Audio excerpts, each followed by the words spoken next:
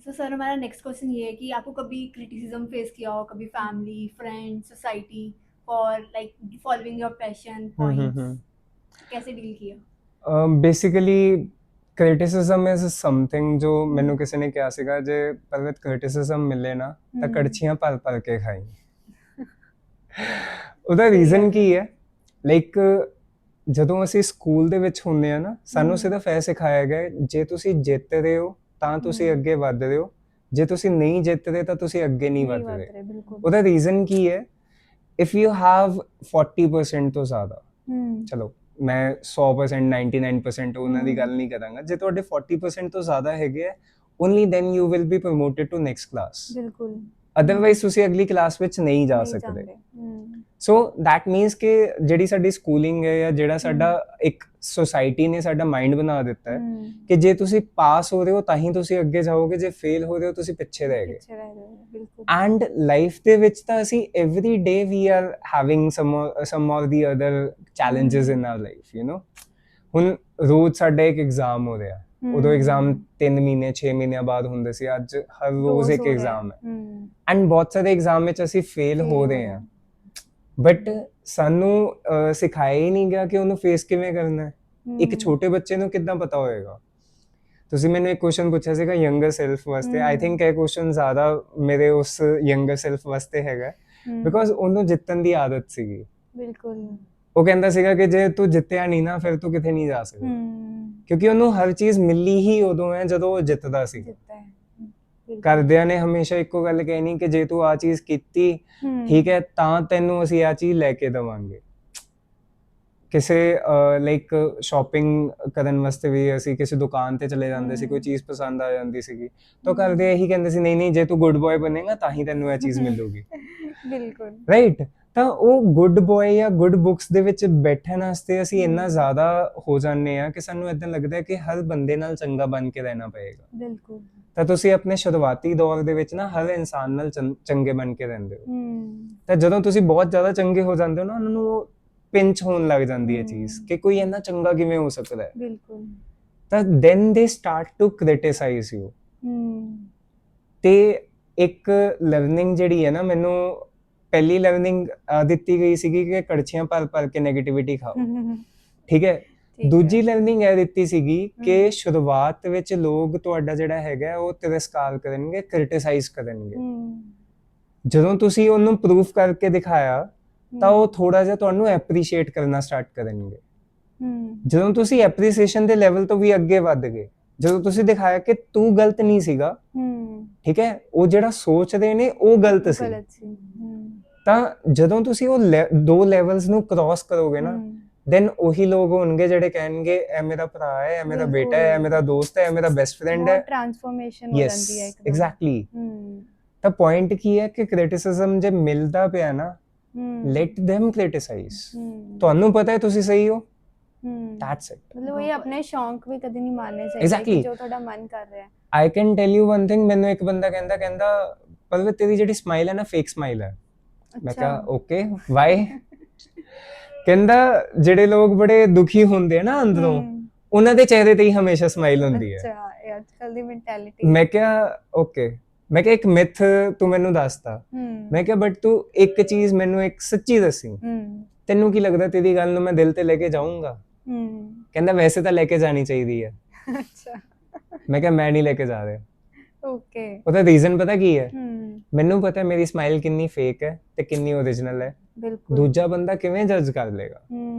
ਆਪਣੇ ਆਪ ਨੂੰ ਜ਼ਿਆਦਾ ਪਤਾ ਹੁੰਦਾ, ਆਪਾਂ ਦੂਸਰੇ ਬੰਦੇ ਨੂੰ ਕੀ ਪਤਾ। ਐਗਜ਼ੈਕਟਲੀ। ਕਿਸੇ ਦੀ ਸਟੋਰੀ ਵੀ ਕਿਸੇ ਨੂੰ ਕੁਝ ਨਹੀਂ ਪਤਾ ਪਿੱਛੇ ਬੈਕਗ੍ਰਾਉਂਡ 'ਚ ਕੀ ਚੱਲ ਰਹੀ। ਐਂਡ ਅੱਜ ਦੇ ਯੂਥ ਦੀ ਪ੍ਰੋਬਲਮ ਪਤਾ ਕੀ ਹੈ? ਉਹ ਆਪਣੇ ਆਪ ਨੂੰ ਜਾਣਦੇ ਹੀ ਨਹੀਂ। ਬਿਲਕੁਲ। ਉਹ ਆਪਣੇ ਆਪ ਨਾਲ ਬੈਠ ਹੀ ਨਹੀਂ ਰਹੇ।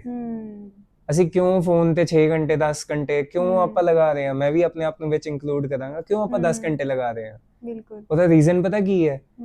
ਅਸੀਂ ਦੁਨੀਆ ਤੋਂ ਡਿਸਕਨੈਕਟ ਹੋਣ ਦੀ ਕੋਸ਼ਿਸ਼ ਕਰ ਰਹੇ ਹਾਂ, because nobody is ready to listen your part of your story. ਤਾਂ ਆਪਾਂ ਆਪਣੇ ਆਪ ਨੂੰ ਵੀ ਸੁਣਾਉਣਾ ਬੰਦ ਕਰਤਾ, ਆਪਾਂ ਕਹਿੰਦੇ ਛੱਡ ਯਾਰ।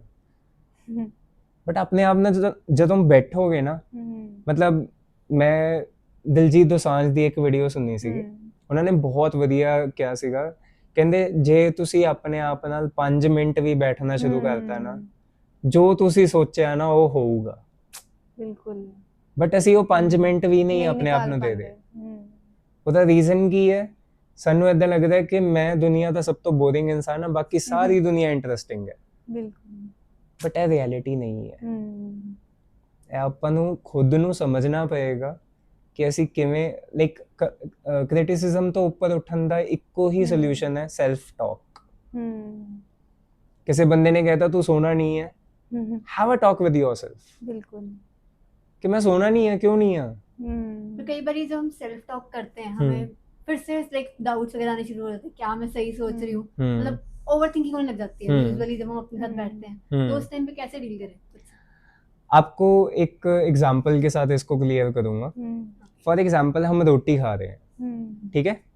जब हम रोटी खा रहे होते हैं तो क्या होता है, पहले थोड़े से अनईजी होते हैं, राइट। ਜਦੋਂ ਰੋਟੀ ਖਾ ਰਹੇ ਹਾਂ ਸਾਨੂੰ ਭੁੱਖ ਜਦੋਂ ਲੱਗ ਰਹੀ ਹੈ, ਰੋਟੀ ਖਾ ਕੇ ਥੋੜਾ ਜਿਹਾ ਅਨਈਜ਼ੀ ਕੀ ਹੁੰਦਾ ਹੈ, ਹੈਵੀ ਲੱਗਣਾ ਸਟਾਰਟ ਹੋ ਜਾਂਦਾ ਹੈ, ਗਰਮੀ ਲੱਗਣੀ ਸਟਾਰਟ ਹੋ ਜਾਂਦੀ ਹੈ, ਕੁਝ ਲੋਕਾਂ ਨੂੰ ਪਸੀਨੇ ਆਣੇ ਸਟਾਰਟ ਹੋ ਜਾਂਦੇ ਆ, ਪਿਆਸ ਥੋੜੀ ਜ਼ਿਆਦਾ ਲੱਗਦੀ ਹੈ ਉਸ ਟਾਈਮ ਤੇ। ਬਟ ਦ ਪੁਆਇੰਟ ਇਜ਼ ਜਦੋਂ ਅਸੀਂ ਉਹ ਰੋਟੀ ਨੂੰ ਖਾ ਲਿੱਤਾ ਉਸ ਤੋਂ ਬਾਅਦ that gives energy for 4 to 5 hours। Okay. ਕਿ ਆਪਾਂ ਨੂੰ 4 ਤੋਂ 5 ਘੰਟੇ ਹੋਰ ਨਹੀਂ ਖਾਣਾ ਕੁਝ, ਹੈ ਨਾ। ਬਟ ਕੀ ਇਦਾਂ ਕਰ ਸਕਦੇ ਹਾਂ ਕਿ ਸਵੇਰੇ ਮੈਂ ਇੰਨਾ ਜ਼ਿਆਦਾ ਖਾ ਲਾਂ ਕਿ ਪੂਰੇ ਦਿਨ ਹੀ ਉਹ ਚੱਲਦਾ ਰਹੂਗਾ? ਨਹੀਂ। ਤਾਂ self talk is like this. Okay. ਅਸੀਂ ਗਲਤੀ ਕੀ ਕਰ ਰਹੇ ਹਾਂ, ਅਸੀਂ ਆਪਣੇ ਆਪ ਨਾਲ ਜਦੋਂ ਸੈਲਫ ਟਾਕ ਕਰਨ ਬੈਠਦੇ ਆ ਨਾ, ਮੈਂ ਹੁਣੇ ਇੱਕ ਗੱਲ ਕੀ 5 ਮਿੰਟ, ਬਟ ਆਪਾਂ ਕੀ ਕਰਦੇ ਹਾਂ, ਆਪਾਂ ਸੈਲਫ ਟਾਕ ਇੰਨੀ ਜ਼ਿਆਦਾ ਕਰਨ ਲੱਗ ਜਾਂਦੇ ਹਾਂ ਕਿ ਉਹ ਸੈਲਫ ਨੈਗੇਟਿਵ ਟਾਕ ਬਣ ਜਾਂਦੀ ਹੈ। ਉਹ ਓਵਰ ਥਿੰਕਿੰਗ ਉਦੋਂ ਬਣਦੀ ਹੈ ਜਦੋਂ ਅਸੀਂ ਓਵਰ ਟਾਕ ਕਰਦੇ ਹਾਂ। ਜਾਂ ਤਾਂ ਅਸੀਂ ਗੱਲ ਕਰਦੇ ਹੀ ਨਹੀਂ, ਜਾਂ ਤਾਂ ਅਸੀਂ ਇੰਨੀ ਜ਼ਿਆਦਾ ਗੱਲ ਕਰਨ ਲੱਗ ਜਾਵਾਂਗੇ ਕਿ ਮਤਲਬ ਉਹ ਆਪ ਹੀ ਪਾਗਲ ਹੋ ਜਾਂਦੇ ਆ ਕਿ ਯਾਰ ਮੈਂ ਏਦਾਂ ਕਰ ਰਿਹਾ, ਮੈਂ ਏਦਾਂ ਕਰ ਰਿਹਾ। ਉਹਨੇ ਜੇ ਕਿਹਾ ਕੁਝ ਤਾਂ ਹੋਊਗਾ ਹੀ ਉਹਦੀ ਗੱਲ ਦੇ ਵਿੱਚ। ਆਪਣੀ ਸੈਲਫ ਟਾਕ ਨੂੰ ਸਾਨੂੰ ਪ੍ਰੈਕਟੀਕਲ ਜੇ ਕਰਨਾ ਹੈ ਤਾਂ ਇਹਦਾ ਬੇਸਿਕ ਜਿਹਾ ਫੰਡਾ ਹੈ 3 times a day। not necessary ਕਿ ਸਵੇਰੇ ਕਰੋ, ਦੁਪਹਿਰੇ ਕਰੋ, ਸ਼ਾਮੀ ਕਰੋ, ਬਟ 3 times a day। ਤਾਂ ਉਹਦੇ ਵਿੱਚ ਤੁਹਾਡੇ ਕੋਲ ਇੱਕ ਪੌਜ਼ ਜਾਂ ਸਟਾਪ ਦਾ ਬਟਨ ਹੋਣਾ ਚਾਹੀਦਾ, ਜਿੱਥੇ ਉਹ ਓਵਰ ਥਿੰਕਿੰਗ ਬਣਨਾ ਸਟਾਰਟ ਹੋ ਜਾਏ। that is not self talk, that is anxiety। ਤਾਂ ਉਹ ਐਂਸ਼ੀਅਸ ਨਹੀਂ ਹੋਣਾ, ਆਪਾਂ ਸੈਲਫ ਟਾਕ ਤੱਕ ਰਹਿਣਾ। ਐਂਡ ਜੇ ਉਹਦੇ ਵਿੱਚ ਸਾਨੂੰ ਕੋਈ ਪ੍ਰੋਬਲਮ ਆਉਂਦੀ ਹੈ, ਲਾਈਕ ਫॉर ਐਗਜ਼ਾਮਪਲ ਹੁਣ ਪੁਆਇੰਟ ਕੀ ਹੈ, no doubt we are sufficient in ourselves। ਬਿਲਕੁਲ। ਬਟ ਪੁਆਇੰਟ ਕੀ ਆਉਂਦਾ, ਸਮਟਾਈਮਸ ਕੀ ਹੁੰਦਾ, ਮੇਰੇ ਕੋਲ ਉਸ ਚੀਜ਼ ਦਾ ਆਨਸਰ ਨਹੀਂ ਹੈ। ਜਦੋਂ ਮੈਂ ਗੱਲ ਕਰ ਰਿਹਾ ਨਾ ਆਪਣੇ ਨਾਲ, ਹੁਣ ਫॉर ਐਗਜ਼ਾਮਪਲ ਮੈਂ ਆਪਣੇ ਆਪ ਨਾਲ ਗੱਲ ਕਰ ਰਿਹਾ ਕਿ ਪਰਵਿਤ you are not sufficient enough, ਠੀਕ ਹੈ, ਇਨ ਟਰਮਸ ਆਫ ਐਨੀਥਿੰਗ। ਤਾਂ ਉਹ ਚੀਜ਼ ਮੇਰੇ ਮਾਈਂਡ 'ਚੋਂ ਥਾਟ ਕਿਉਂ ਆਇਆ, ਕਿਉਂਕਿ ਮੇਰੇ ਕੋਲ ਆਨਸਰ ਨਹੀਂ ਉਹਦਾ। ਬਿਲਕੁਲ। ਤਾਂ ਉਹਦਾ ਆਨਸਰ ਜਿਹੜਾ ਹੈ ਨਾ ਉਹ ਕਿਸੇ ਹੋਰ ਇਨਸਾਨ ਕੋਲ ਹੋਊਗਾ। ਤਾਂ ਸਿਰਫ ਉਹ ਪਾਰਟਿਕੂਲਰ ਇੱਕ ਕੁਐਸਚਨ ਜਿਹੜਾ ਹੈ ਨਾ, ਉਹ ਮੈਨੂੰ ਆਪਣੇ ਬ੍ਰਦਰ ਤੋਂ, ਮਦਰ ਤੋਂ ਜਾਂ ਕਿਸੇ ਮੈਂਟੋਰ ਤੋਂ ਪੁੱਛਣਾ ਪਏਗਾ ਕਿ ਇਹਦਾ ਸੋਲੂਸ਼ਨ ਕੀ ਹੈ। ਤੇ ਜੇ ਉੱਥੋਂ ਆਨਸਰ ਮਿਲੇਗਾ ਓਕੇ, ਨਹੀਂ ਮਿਲਦਾ ਗੋ ਫॉर ਬੁੱਕਸ। ਬੁੱਕਸ ਨਾਲ ਵੀ ਕਾਫੀ ਆਪਾਂ ਨੂੰ ਮਿਲ ਜਾਂਦੇ, ਕਿਤੇ ਨਾ ਕਿਤੇ ਤੁਹਾਨੂੰ ਉਹ ਆਨਸਰ ਮਿਲੇਗਾ, ਲੇਕਿਨ ਉਹ ਜਦੋਂ ਤੱਕ ਉਹ ਆਨਸਰ नहीं मिलेगा ना, ਤੁਸੀਂ ਐਂਜ਼ਾइटी ਵਿੱਚ ਹੀ ਰਹੋਗੇ। ओके। जैसे आपने बुक्स बोला, क्या एआई हमें आंसर दे सकता है, करेक्ट आंसर? एआई आपको 70% आंसर दे सकता है, 30% इमोशनल टच रहना ही जरूर, मतलब वो चाहिए ही होगा। रीजन क्या है, एआई का मैं बताता हूँ। For example I am using chat GPT, ठीक है। तो मैंने चैट जीपीटी को बोला कि मेरे ना एक फ्रेंड ने मुझे ऐसा ऐसा ऐसा नेगेटिव मुझे बोला। आगे से चैट जीपीटी आपको पता क्या बोलेगा, मैं आपकी बात को समझ सकता हूँ, आपको जो है उसने जो बोला इस टाइम पे आप उस बात को इतना हैवी मत लो।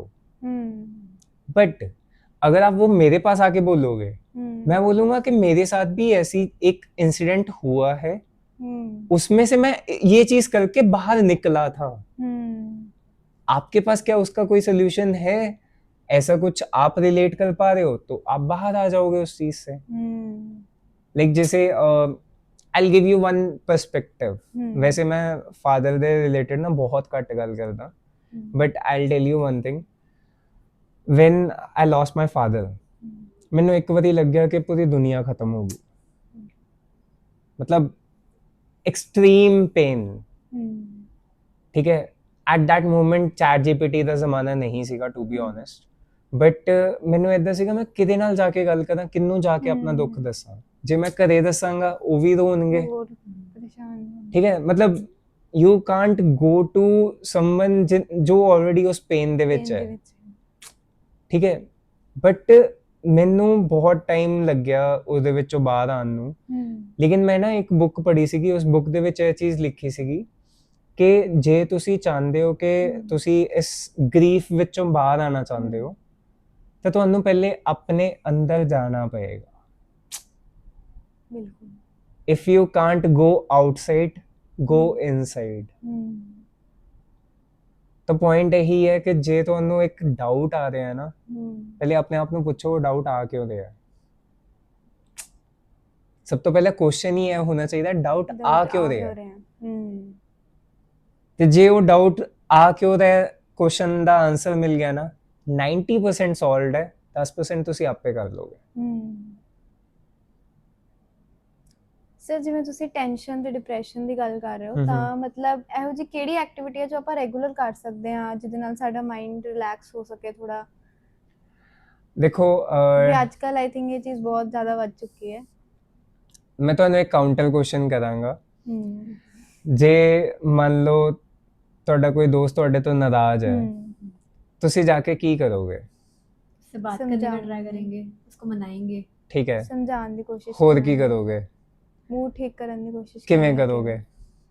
ਜਿਵੇਂ ਅਗਰ ਉਹਨੂੰ ਕੁਝ ਪਸੰਦ ਹੈ ਤਾਂ ਉਸ ਅਕੋਰਡਿੰਗ ਹੋਰ ਕੁਝ?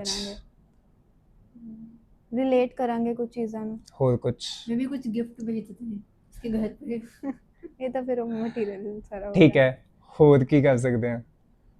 ਸਭ ਤੋਂ ਸਿੰਪਲੈਸਟ ਚੀਜ਼, ਉਹਦੇ ਵਿੱਚ ਪੈਸਾ ਵੀ ਨਹੀਂ ਲੱਗਦਾ।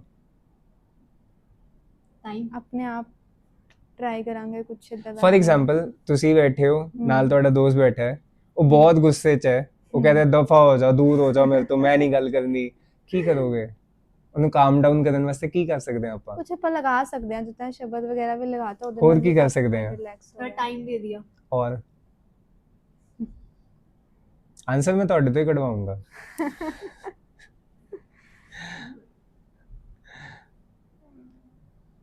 ਔਨ ਦਾ ਸਪੌਟ ਤਾਂ ਇਹ ਹੋ ਸਕਦਾ ਹੈ ਕਿ ਮਤਲਬ ਕਿਸੇ ਤਰ੍ਹਾਂ ਤੁਸੀਂ ਇੱਕ ਚੀਜ਼ ਦੱਸਿਓ, ਉਹ ਤੁਹਾਡੇ ਤੋਂ ਗੁੱਸਾ ਹੈ, ਉਹ ਸ਼ਬਦ ਸੁਣ ਕੇ ਹੋ ਜਾਊਗਾ ਰਿਲੈਕਸ? ਡਿਪੈਂਡ ਕਰਦਾ ਹੈ। ਨਹੀਂ ਹੋਏਗਾ, ਕਦੀ ਵੀ ਨਹੀਂ ਹੋਏਗਾ। ਨਹੀਂ, ਮੇਰਾ ਕੁਝ ਪਰਸਪੈਕਟਿਵ ਅਲੱਗ ਹੈ, ਤਾਂ ਹੋ ਸਕਦਾ ਹੈ, ਸਭ ਦਾ ਆਪਣਾ ਆਪਣਾ ਡਿਪੈਂਡ ਕਰਦਾ ਹੈ। नहीं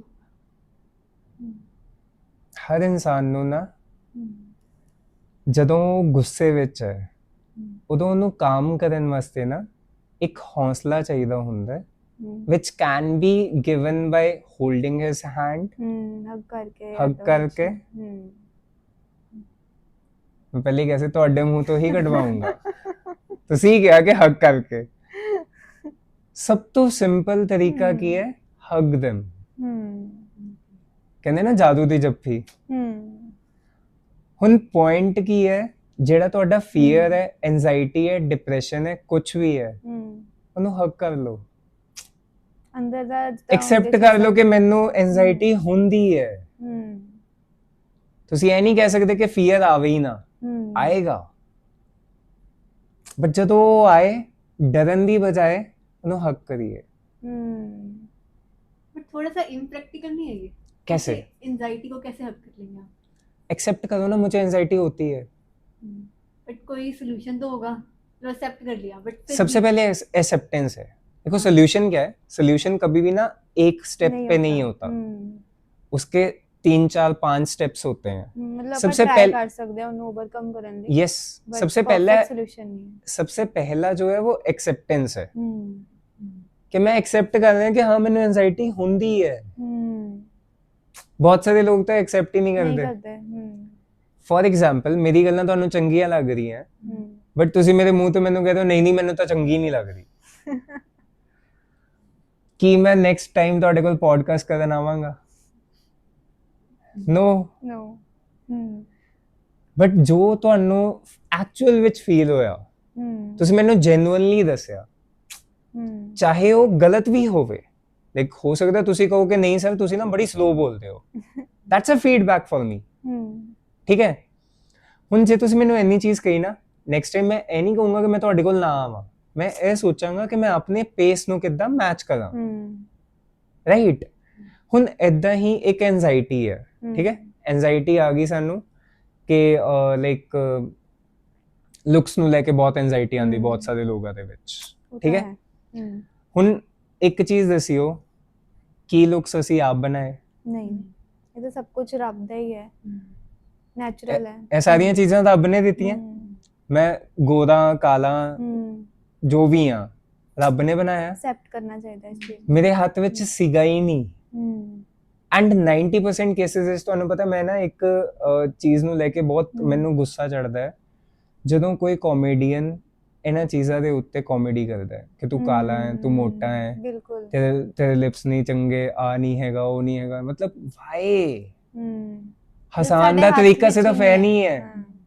ਪੁਆਇੰਟ ਇਜ਼ ਤੁਸੀਂ ਦੁਨੀਆ ਨੂੰ ਹਸਾ ਰਹੇ ਹੋ, ਬਟ ਉਹ ਇੱਕ ਜੀ ਦਾ ਤਾਂ ਦਿਲ ਦੁਖਾਇਆ ਨਾ ਤੁਸੀਂ, that is not success ਜਿਵੇਂ then। ਹਾਈਟ ਦੇ ਉੱਤੇ ਬਹੁਤ Exactly। ਸਾਰੇ ਲੋਕ कमेंट करते कई हैं, बार लोग कंपेयर करके भी तो खुद एंजाइटी फील करते हैं कि हाँ इसके बाद इतना क्यों है, ये तो डिजर्व भी नहीं करता। See, ਇਹਦੇ ਵਿੱਚ ਪੁਆਇੰਟ ਕੀ ਹੈ, ਜੇ ਆਪਾਂ ਉਸ ਚੀਜ਼ ਨੂੰ ਐਕਸੈਪਟ ਨਹੀਂ ਕੀਤਾ ਤਾਂ ਅਸੀਂ ਵੀ are going towards depression, we R, ਕਿਉਂਕਿ ਹੌਲੀ ਹੌਲੀ ਉਹ Yes। ਚੀਜ਼ ਵੱਧਦੀ ਜਾਂਦੀ ਹੈ, ਯੈਸ, ਲੈਵਲ ਉਹਦਾ। ਐਂਡ ਇੱਕ ਦਿਨ ਇਦਾਂ ਦਾ ਆ ਜਾਏਗਾ, ਉਦੋਂ ਦੁਨੀਆ ਪਤਾ ਕੀ ਕਹਿੰਦੀ ਹੈ, ਇਹ ਬੋਲਦਾ ਕਿਉਂ ਨਹੀਂ ਪਿਆ, ਇਹ ਗੱਲ ਕਿਉਂ ਨਹੀਂ ਕਰ ਰਿਹਾ, ਤੈਨੂੰ ਆਪਣੀ ਗੱਲ ਰੱਖਣੀ ਕਿਉਂ ਨਹੀਂ ਆਉਂਦੀ।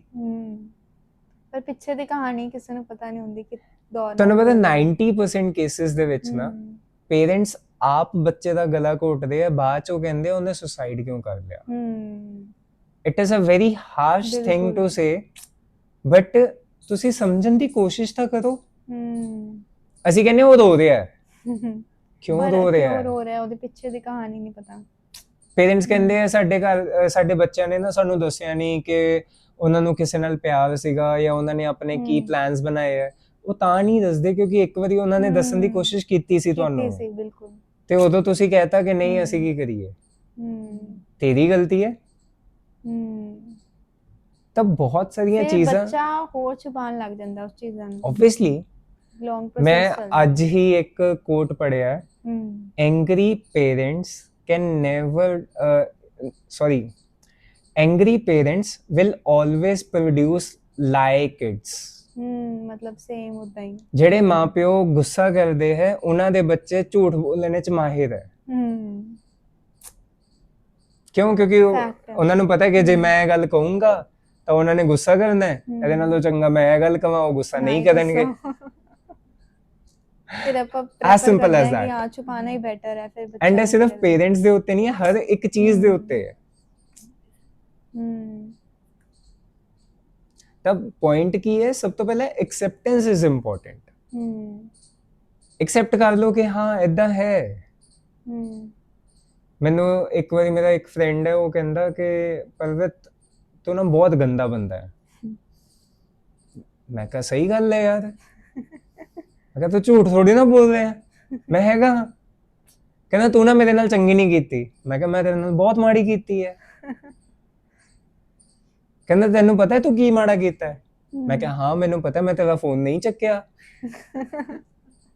ਕਹਿੰਦਾ ਜੇ ਤੈਨੂੰ ਸਾਰਾ ਕੁਝ ਹੀ ਪਤਾ ਹੈ ਤਾਂ ਫਿਰ ਤੂੰ ਸੁਧਾਰ ਕਿਉਂ ਨਹੀਂ ਲੈਂਦਾ? ਮੈਂ ਕਿਹਾ ਮੈਂ ਹੁਣ ਤੇਰਾ ਫੋਨ ਚੱਕ ਲਿਆ, ਸੁਧਾਰਿਆ ਹੀ ਹੈ। ਸੋ ਦ ਪੁਆਇੰਟ ਇਜ਼ ਚੀਜ਼ਾਂ ਦੇ ਰਿਸਪੌਂਸ ਜਿੱਦਾਂ ਅਸੀਂ ਦਵਾਂਗੇ ਨਾ, ਉਦਾਂ ਉਹ ਚੀਜ਼ਾਂ ਸਾਡੇ ਉੱਤੇ ਵਾਪਸ ਆਉਣਗੀਆਂ। पर्सपेक्टिव चेंज कर लिया। Obviously